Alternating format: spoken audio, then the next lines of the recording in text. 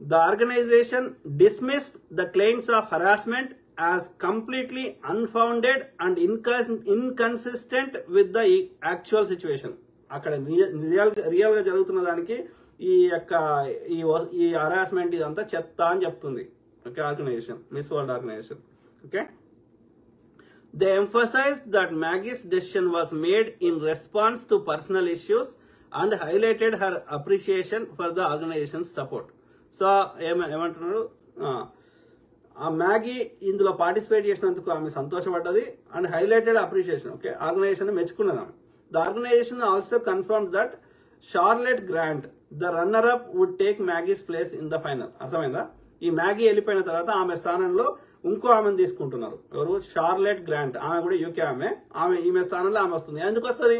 ఈ మంచిగా లేకపోతే ఇంకో ఆమెను కూడా ఎందుకు రాణిస్తారు యూకే ప్రభుత్వం? అంటే అమ్మాయి చెప్పిందో ఈ మీడియా క్రియేట్ చేసిందో, రెండిట్లేదో. Official investigations and public reactions. In the wake of Maggie's claims, a senior IAS officer in Telangana is conducting an inquiry into the accusation. ఇది ఎంతవరకు నిజమో అని మన యొక్క జయేష్ రంజన్ గారు దాని గురించి ఇన్వెస్టిగేషన్ చేసి ఆయన కూడా ఇట్లాంటిది ఏమీ లేదు, అంతా నార్మల్ ఉందని చెప్పిండు. వాళ్ళకి ఒకటే ఏంటంటే ఎక్కువ మంది సెల్ఫీలు అడుగుతున్నారు, అది కొంచెం ఓవర్వెల్మింగ్ అనిపిస్తుంది తప్ప అదర్ దాన్ దట్ ఏ అమ్మాయి కూడా అక్కడ కంటెస్ట్ చేస్తున్న 107 మంది అమ్మాయిలు కూడా ఒక్కరు కూడా complaint చేయలేదంట.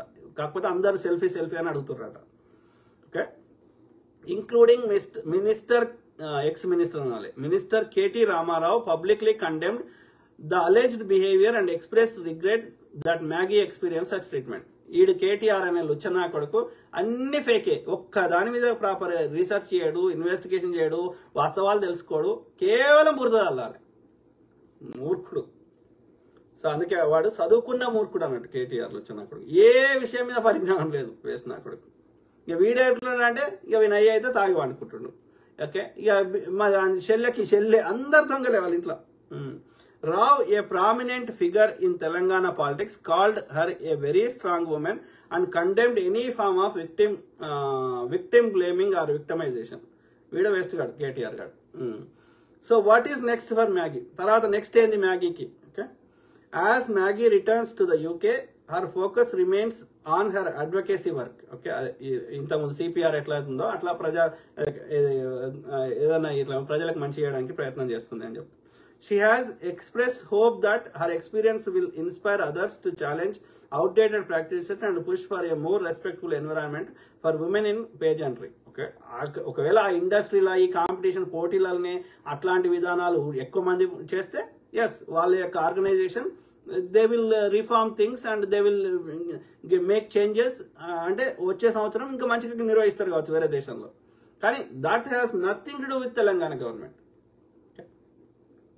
Meanwhile, the organizers face increasing pressure to address concerns and ensure that future contestants are treated with the dignity they deserve.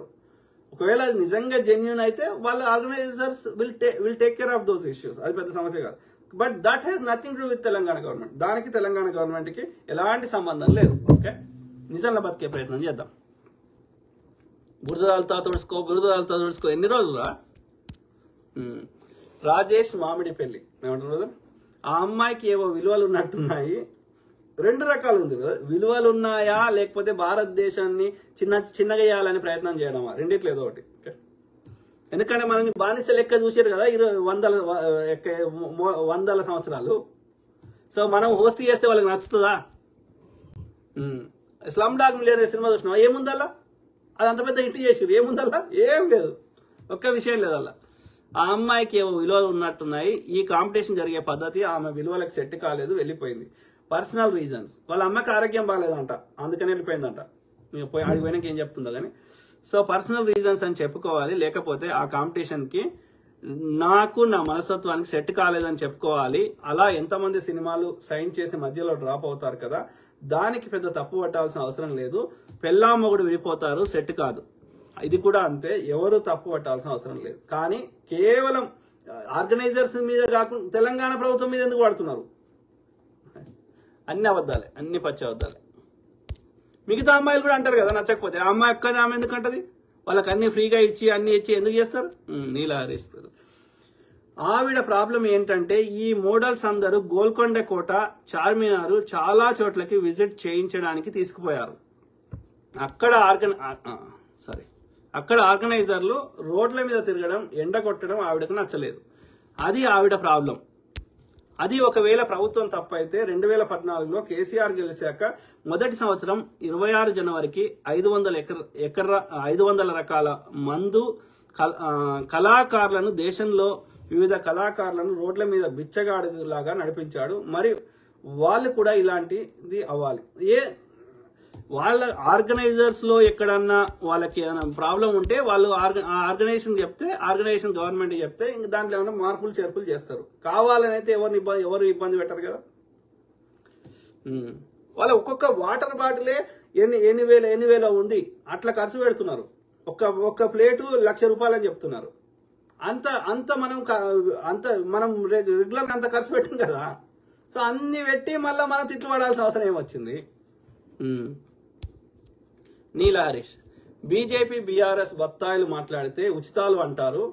పేద మధ్యతరగతి కుటుంబాలకు ఉచితాలు ఎవరికి ఇస్తున్నాం బ్రదర్? ఎక్కడి నుంచి ఇస్తున్నాం? మోడీ ఇంట్లోకి వెళ్ళి ఇస్తుండా? వాడు ఇస్తలేడు, అది వేరే ముచ్చట. కానీ కేసీఆర్ ఉచితాలు ఎట్లయితే నాకు అర్థం కాదు. పేదోడైనా పెట్రోల్ వేయించుకుంటాడు కదా. ఇలా ₹120 అయితే అందులోకెళ్ళి దాదాపు ₹60 ట్యాక్సే కదా. రాష్ట్రానికి ₹30 ఇస్తున్నారు, కేంద్రానికి ₹30 ఇస్తారు. ఎంత పేదోడైనా బండి నడుపుతాడు కదా. మరి వాళ్ళ పైసలు వాళ్ళకి ఏమి ఇస్తున్నాం? వాళ్ళకి మనం పెద్ద వాళ్ళ యొక్క బంగారం పంచి పెడుతున్నామా? లేకపోతే టీవీలు యొక్క పెద్ద లెవెల్ వాళ్ళ బతుకులు మార్చేటి ఏం పంచి పెడుతున్నాం? ఏం పంచి పెడతలేం కదా. భూములు పంచి పెడుతున్నాం. ఒకప్పుడు పంచి పెట్టినాం కానీ ఇప్పుడు పంచి పెడుతున్నామా? బంగారం ఎక్కువ రేటు ఉంది, పంచి పెడతలేము. భూములు ఎక్కువ రేటు ఉన్నాయి, పంచి పెడతలేము. ఏమి ఇస్తున్నాం వాళ్ళకి? మందు బాటలు పంచి పెడుతున్నాం. ఎన్నికల ముందు వాళ్ళు పంచి పెడతారు పార్టీల వాళ్ళు. కానీ ప్రభుత్వం ఏం పంచి పెడుతుంది? బియ్యం లేకపోతే బతకలేరు కాబట్టి బియ్యం ఇస్తున్నాం. అది ఎట్లా ఉచితం అవుతుంది? అది టెంపరీగా ఇస్తున్నాం. వాళ్ళు పేదోడు ధనవంతుడానికి ఎందుకు ఇస్తాం? పేదోడు మిడిల్ క్లాస్ అయినాక ఎందుకు ఇస్తాం? ఇస్తలేం కదా. తెల్ల రేషన్ కార్డు ఉన్న పేదోనికి ఇస్తున్నాం. ఏమి ఇస్తున్నాం? వాళ్ళు బిడ్డ పెళ్లి చేసుకోవాలి. ఆయనకు డే టు డే వచ్చే పైసలు వాళ్ళు బతకడానికి సరిపోతలేవనే బియ్యం ఇస్తున్నాం. సో సరిపోతలే కాబట్టి బిడ్డ పెళ్లి అనేది పెద్ద ఖర్చు కాబట్టి మరి పెద్ద ఖర్చు ఎట్లా తీరాలి? బిడ్డ పెళ్లి చేయాలి కదా. కాబట్టి కళ్యాణ లక్ష్మి ఇస్తున్నాం. అట్లనే పెద్ద రోగం వస్తే ఏం చేయాలి? వాళ్ళకి ఖర్చు పెట్టుకునే స్థాయి లేరు కదా, చచ్చిపోతే తప్ప. కాబట్టి ఆరోగ్యశ్రీ ఇస్తున్నాం. ఇంకా పేదోళ్ళకి బతకడానికి కావాల్సినవి వాళ్ళకి మినిమం కావాల్సినవి ఇస్తున్నాం. కానీ అంతకుమించి ఏమి ఇస్తున్నాం? వాళ్ళకి విలాసమైన వస్తువులు ఇస్తలేం కదా. అందరు తీసుకొని 4 సిగరెట్ డబ్బాలు పంచి పెడతలేం కదా ఇంట్లో.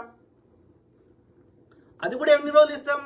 వాళ్ళ ఆర్థిక స్థితులు మెరుగుపడి వాళ్ళకి కూడా పని చూపెట్టి పని కల్పించి 4 పైసలు వచ్చేటట్టు చేసినాక వాళ్ళు కూడా మిడిల్ క్లాసో ఎబో మిడిల్ క్లాసో ఈ తెల్ల రేషన్ కార్డు కాకుండా ఇంకో రేషన్ కార్డు వచ్చిన వాళ్ళకి ఎందుకు ఇస్తాం? కాబట్టి టెంపరీగా ప్రజలకి టెంపరీగా వాళ్ళ బతుకులు కొంచెం మారేదాకా ఖర్చు ఇస్తే తప్పేముంది? అలా వాళ్ళు బతుకొద్దాం మళ్ళీ భూమి మీద. అంత పేదోడు కూడా GST కడుతున్నాడు కదా. అంటే నాకు అర్థం. మరి ఏం చేసుకుంటావు? ప్రజలు కట్టిన ట్యాక్స్ డబ్బులు ఏం చేసుకుంటావు? నువ్వు ఉచితాలు ఇస్తలేవు, ఏం చేస్తావు? ఈ పైసలు అభివృద్ధి చేస్తలేవు, రోడ్లు వేస్తలేవు, లేకపోతే యూనివర్సిటీలు కడతలేవు, లేకపోతే ఇరిగేషన్ ప్రాజెక్ట్స్ కడతలేవు. ఏం చేస్తావు మరి? పైసలు తీసుకోక మన ట్యాక్స్. నీకు ఉచితాలు అన్నప్పుడు తీసుకోకు, వాళ్ళ దగ్గర ఎక్కువ పైసలు ఆడతాయి. పైసలు తీసుకుంటావు, మేము కట్టకపోతే ఐటీడీ ఇన్కమ్ ట్యాక్స్ అని పంపిస్తావు, ఈడీని పంపిస్తావు, ఇంకోని పంపిస్తావు, మా ముక్కు వెండి వసూలు చేస్తావు, 30% వసూలు చేస్తావు. 10,000 వస్తువు అనుకుంటే నువ్వు 3,000 నువ్వే తీసుకుంటున్నావు. ఇన్ని పైసలు ఏం చేస్తున్నావు? మరి ఏడిపోతున్నాయి. ఇవి కాకుండా ఇవి సరిపోతలేవని అప్పులు చేస్తున్నావు. ఇన్ని డబ్బులు ఏం చేస్తున్నావు మరి ఎవరికి ఇవ్వకుండా?